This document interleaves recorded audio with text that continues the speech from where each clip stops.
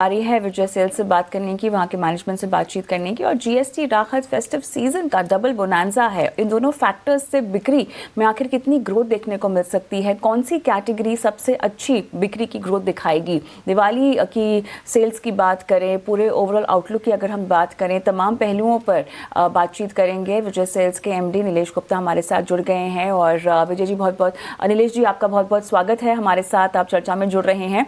तो चलिए, सबसे पहले तो जो 15 अगस्त को ऐलान हुआ और उसके बाद एक तरह से सभी को इंतज़ार था जीएसटी महाबचत उत्सव के शुरू होने का। तो नवरात्रि की अगर हम बात करें, ओवरऑल अगर समअप करने की बात कहूँ सेल्स के लिहाज से, फुटफॉल्स के लिहाज से, नीलेश जी, तो आप क्या समझाएंगे, कैसे समझाएंगे? दिवाली भी शुरू ही हो चुकी है, अब कितना इम्पैक्ट यहाँ पर आपको लग रहा है कि जीएसटी दरों के बदलाव की वजह से होगा? कितना बूस्ट और मिलता हुआ आप देख रहे हैं? नमस्ते everybody and happy Diwali in advance. इस बार तो डबल बोनांजा आया है क्योंकि जीएसटी की में कटौती हुई है, तो जीएसटी का महाबचत उत्सव और ऊपर से दिवाली।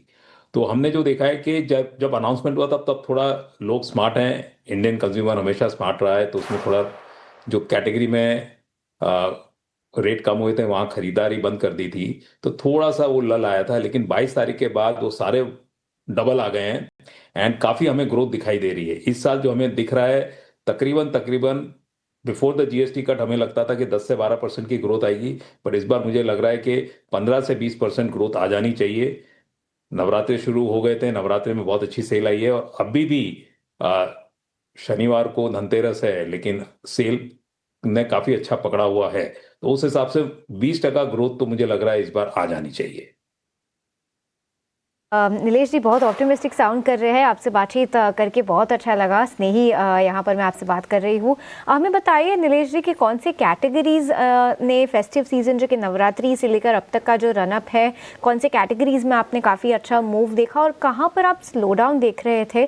आपने कहा कि जहाँ पर जीएसटी कट हुआ है, डिश वॉशर है, टीवीज़ है, एसीज़ है, वहाँ पर अच्छा ग्रोथ है। पर हमें समझाइए कि 22 सितंबर के बाद जो अनाउंस हुआ था, तब इनफैक्ट 15 अगस्त को जो अनाउंस हुआ था और 22 सितंबर को जो इम्प्लीमेंट होने वाला था, उसके बीच में जब यूजर्स रुके हुए थे एमआरपी कट के लिए, तब डिमांड की क्या हालत थी और अब जब डिमांड वापस आ चुकी है तो क्या वो ऑफसेट हो गया है? देखिए, तकरीबन तकरीबन 22 तारीख से पहले तक जो रुके हुए थे, तकरीबन 12 से 15 दिन डिमांड 50% हो गई थी। बट 22 के बाद हमने वो 50% भी ग्रोथ किया है और साथ में एडिशनल भी ग्रोथ आई है। सबसे ज़्यादा अगर कैटेगरी की बात करें तो इस वक्त जो दिख रहा है, टीवी में सबसे ज़्यादा महत्वपूर्ण ग्रोथ आई है। मैं मतलब 22, 23, 24 के अंदर ही 32 इंच हमारा सबसे ज़्यादा कैटेगरी हाई होता था, परसेंटेज शेयर, वो 43 का हाई हो गया और 32 नंबर 2 पे आ गया है। तो और साथ ही साथ 55 इंच और 65 इंच में भी ग्रोथ काफी अच्छी आई है। इसके अलावा डिश वॉशर क्योंकि 28 से 18 पे आया, तो वहां भी ग्रोथ अच्छी मिली है। बट डिश वॉशर क्या था कि उसका बेस बहुत कम है, तो वहां पे एब्सोल्यूट नंबर्स बढ़ रहे हैं। मतलब एब्सोल्यूट नंबर्स उतने नहीं बढ़ रहे हैं जितना कि ग्रोथ दिख रही है, बट एब्सोल्यूट नंबर्स।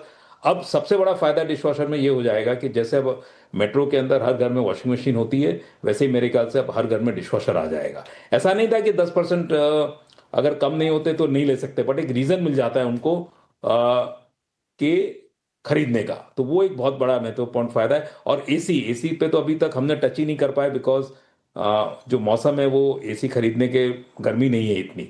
बट इस समर में गारंटीड एसी में बहुत बढ़िया सीजन आएगा। और जो इस साल हमारा सीजन खराब गया एसी का बारिश की वजह से, मेरे ख्याल से पूरा कंपेंसेशन हो जाएगा। बाकी दूसरी कैटेगरी अगर आप देखते हैं तो वॉशिंग मशीन बहुत अच्छा कर रही है। फ्रिज थोड़ा सा बेटर कर सकता था, वो थोड़ा सा स्लो है। और mobile is doing very well, small appliances बहुत अच्छा कर रहे हैं, लैपटॉप बहुत अच्छा कर रहे हैं। तो ओवरऑल कंज्यूमर का सेंटिमेंट बहुत पॉजिटिव है और डिमांड बढ़ रही है। तो मेरे ख्याल से ये दिवाली जो मेरा अनुमान है 20% का, वो ग्रोथ दिखाई दे रही है। चलिए, यहाँ पर अनुमान के मुताबिक ही ग्रोथ आपको आती हुई दिखाई दे रही है। लेकिन थोड़ा सा इस ग्रोथ के बारे में और बारीकी से समझना चाहेंगे सर। बड़े शहरों से और छोटे मझौले शहरों की ग्रोथ अगर मैं पूछूं तो अब की बार कहाँ से ज़्यादा ग्रोथ आती हुई दिखाई दे रही है? देखिए, दिवाली में नॉर्मली पूरा भारत ही खरीदारी के लिए निकलता है, और विजय सेल्स जो है वो ज़्यादा बड़े शहरों में है, तो वहाँ का मुझे इतना आइडिया ज़्यादा है छोटे शहरों से ज़्यादा। बट जहां तक छोटे शहरों का भी, जब मैं कंपनी वालों से बात करता हूं तो वहां से जो फीडबैक आ रहा है कि इस बार ओवरऑल सेंटिमेंट बहुत हाई है। और सबसे बड़ी बात है कि बड़े और छोटे शहर दोनों में अपग्रेड बहुत हो रहा है। मतलब लोग प्रीमियमाइजेशन की तरफ जा रहे हैं, और ये हमें दिखाई देता है मोबाइल से। हर बार जो नया फ्लैगशिप मॉडल्स हर ब्रांड के आते हैं, वो पिछले बार के रिकॉर्ड तोड़ देता है। इसका मतलब कंज्यूमर को अब महंगी चीजें लेने से कोई परहेज नहीं रहा।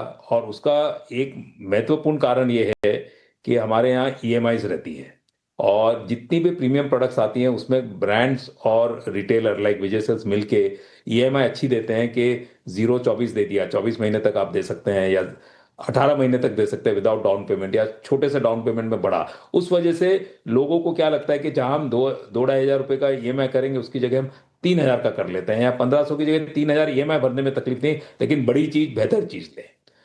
तो प्रीमियमाइजेशन की तरफ बहुत ज्यादा कंज्यूमर हमारी कैटेगरी में जा रहा है। नीलेश जी, इस आउटलुक के लिए बहुत बहुत धन्यवाद, और आपके समय के लिए भी, आज ET Now स्वदेश के साथ जुड़ने के लिए और आपका समय देने के लिए बहुत बहुत शुक्रिया। थैंक यू, नमस्ते। और दिवाली की भी बहुत सारी शुभकामनाएं आपको। Thank you so much. Okay viewers, इसी के साथ समय समाप्त होता है कॉर्पोरेट कनेक्शन पर, और छोटे से ब्रेक के बाद वापस आएंगे दूसरे शो के साथ। तो आप ET Now स्वदेश पर बरकरार रहिए।